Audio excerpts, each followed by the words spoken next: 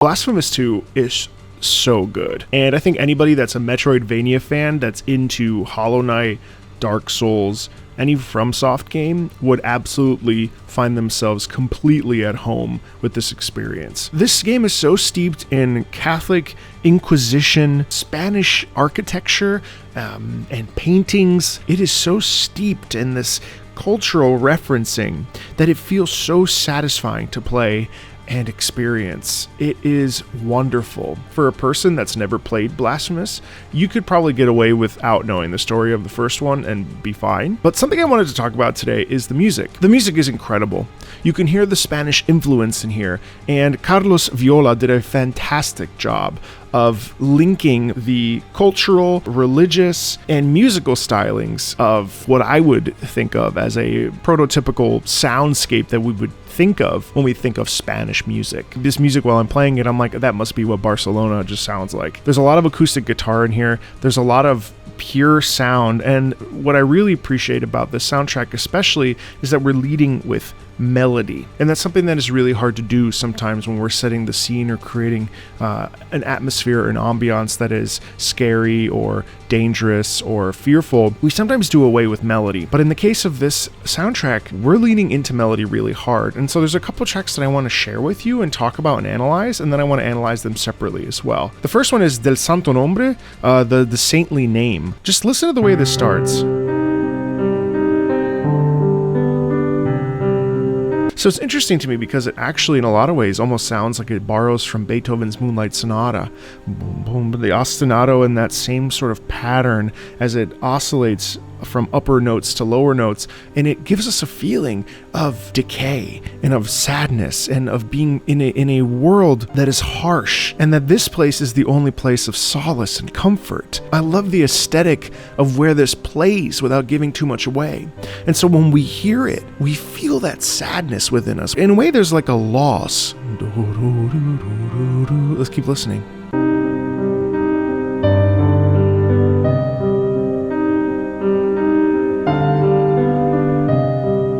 And I think too that the way that the piano rises and falls, so somber. It's really a reflective piece when we look out and we think about something we've lost. There's just something so beautiful about a simple piano piece, both in the left hand with the ostinato and the right hand with this lilting melody. And the way that it makes us sound sad is that we hear those upper notes cascading down. In a way, it's humbling. It's that somberness is really, really exceptional.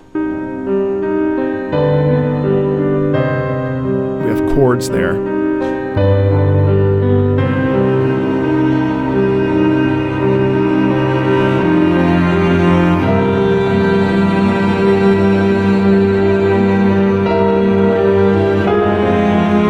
It's incredible too that we have these long notes that are being held out by the strings there, cello and bass or cello and viola, and so we end up with this trio. And what's really wonderful about this is that we never lose the sound of plaintiveness. There's always an edge of sadness because we never stop in the right hand to go. The sustained notes make us feel like we are laying down, outstretched, looking up at the night sky, contemplating choices we've made or whatever. There's a degree of melancholy in decisions that have been made, and the feeling of loss and a feeling of like readjusting to life as it is now. And it's so powerful. But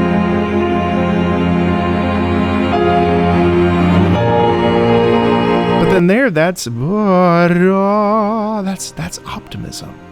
That's an opportunity for growth. That's change. That's a renewed feeling of hopefulness. Not all is lost when we shift into that almost major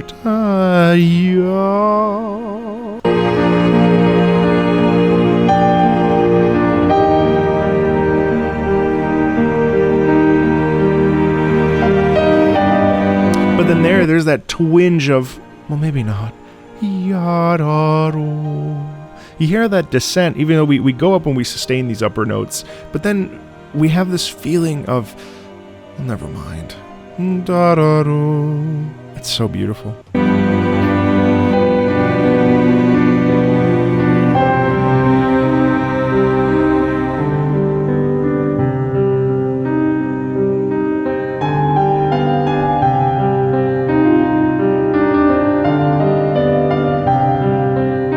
But without listening to the whole thing, and you should check it out yourself, it's called That Santo Nombre from Blasphemous 2.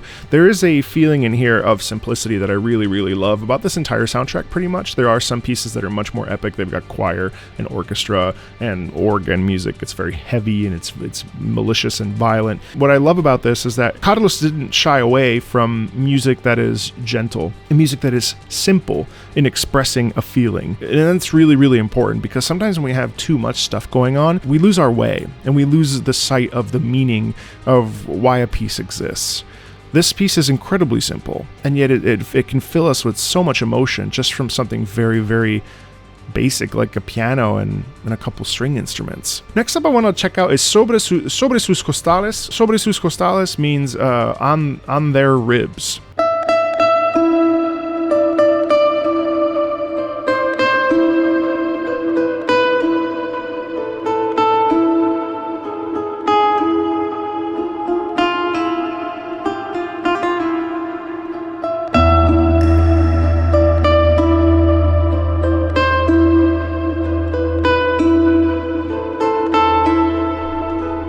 Melody and the harmony there.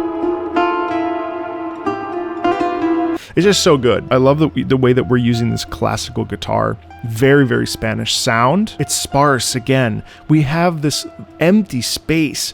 Da-da-dum, da-da-dum. We're also descending down. Again, there's that twinge of melancholy. The world is very melancholic here.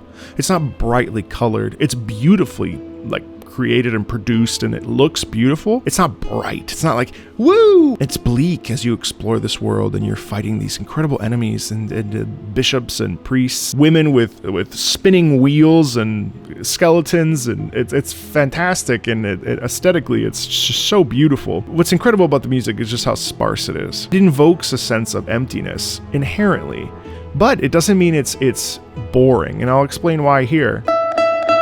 Simple guitar, descending. You hear the melancholy and the dissension.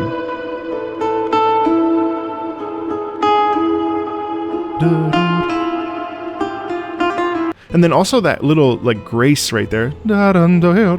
It's very effective at causing us to feel like, oh, a little twinge of something, And then check this out. Just a sustained note there. Bum. But then that one lone castanet, shing, and that percussion drives us a little bit. Even just a simple castanet like that can really set us up to it's, oh. And then we have the other guitar come in, and the harmony in the same rhythmic pattern as the first one.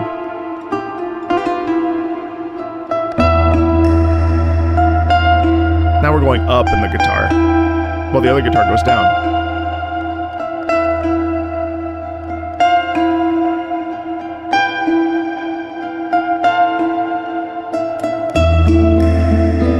Now we move. Now we have this movement. Ostinato.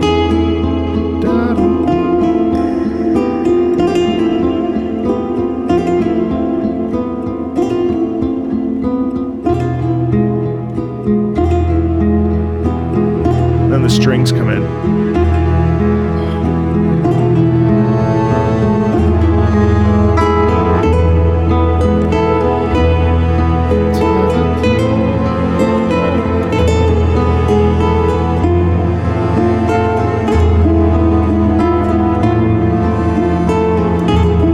And I just wanted you to listen to that and just take a listen to that. I mean, it's just so good, and it really just is so bleak, but yet it has this incredibly sensitive beauty to it. It's very delicate. It almost feels like you're holding something really gentle. The last track I want to take a look at with you, Subita caligrifia de plata, is one of the first boss fights, and you just have to listen to this drum.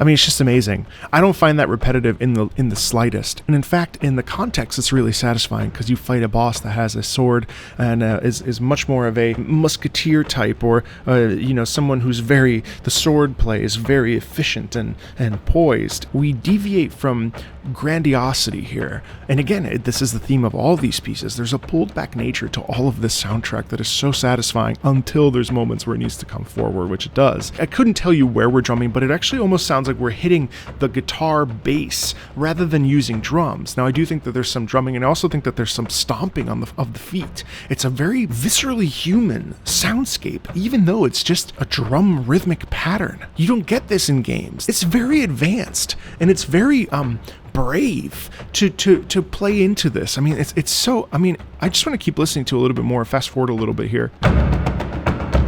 We pick up in tempo.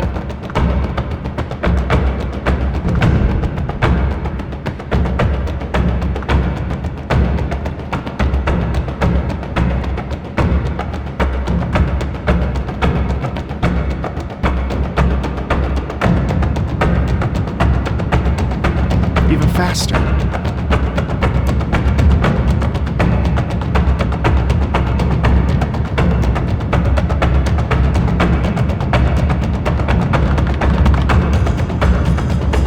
More instruments, more percussion.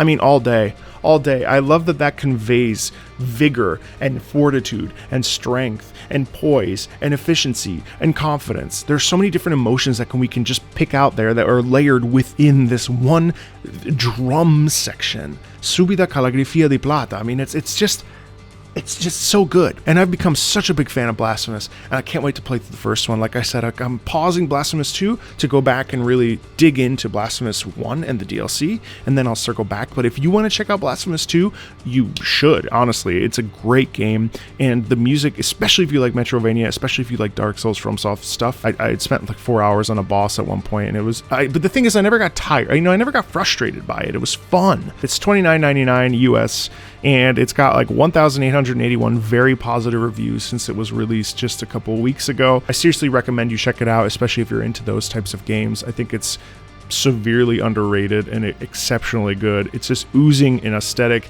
oozing in this Spanish style. You look at it and you literally sometimes think you're looking at like artwork from Spanish composers like El Greco, 1541 to 1614, Francisco de Zurbarán. It looks like Bartolomé Esteban Murillo. It looks like these artists, feels like you're playing an art project, and it's amazing, and I highly recommend it. We're going to do some individual analysis of some of these songs, but I just wanted to highlight some of these for you, and it's super awesome game, and I super recommend you check it out. See you later.